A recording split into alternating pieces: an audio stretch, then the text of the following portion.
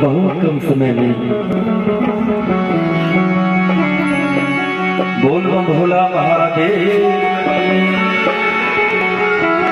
देखो बाबा भोलेनाथ के विवाह मंडप साजल छे, दूर दूर से सखी सब आवे छथिन, ए महरबर देखे छथिन, आए महरबरिया की देखते देरी सब तो आगू बढ़े के जो पाछू अपना आपस में वार्ता करे छथिन और कहे छथिन सौसे नगर भेल भूटान है। बाप रे बहन बरियाती नहीं लिखो सौसे नगर भेल भूटान है केना पूरब हका, लेकिन नहीं जब हकार पूरब तो हमरो अंगना नहीं थे बड़का बदला में है। चलो सब गोटे चलो सब सखी सब जाए छथिन और कहे छथिन अबूर हबर बसहा सवार है पुनः पूरब हका, दूर हबर बसहा सवार है पुनः पूरब हका। सौसे नगर भेल भूटान है पुनः पूरब हका, सौसे नगर भेल भूटान है पुनः पूरब हका। अबूर हबर बसहा सवार है बसहा मारे लकार, बसहा सवार है पुनः पूरब हका।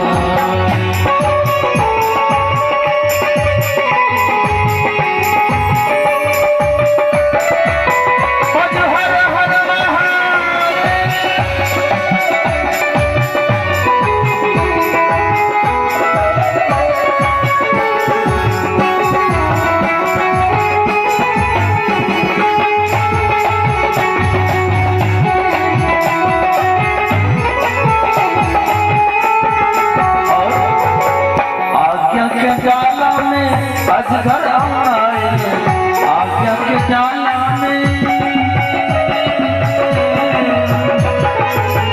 आज्ञा के जाला में अजगर आए, आज्ञा के जाला में अजगर आए।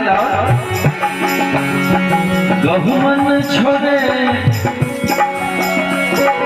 गहुमन छोड़े फुफकार है, गहुमन छोड़े फुफकार है पुनः पूरब हका।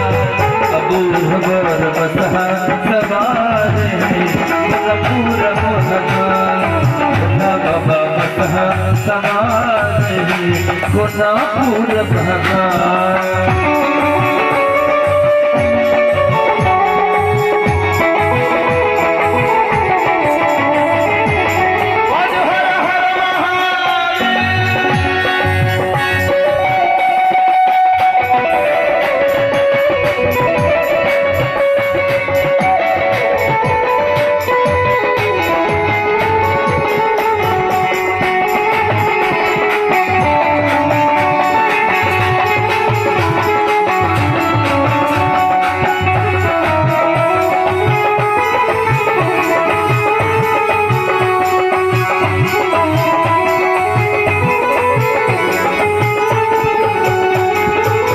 पुड़िया में सिंदूर चिता के भस्म छे,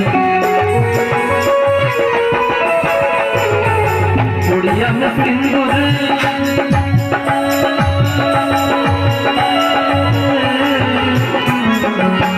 पुड़िया में सिंदूर चिता के भस्म छे, पुड़िया में सिंदूर चिता के भस्म छे। कुल्ली छल गोबर के कुली छल गोबर तारे है अयहब के सिंगार।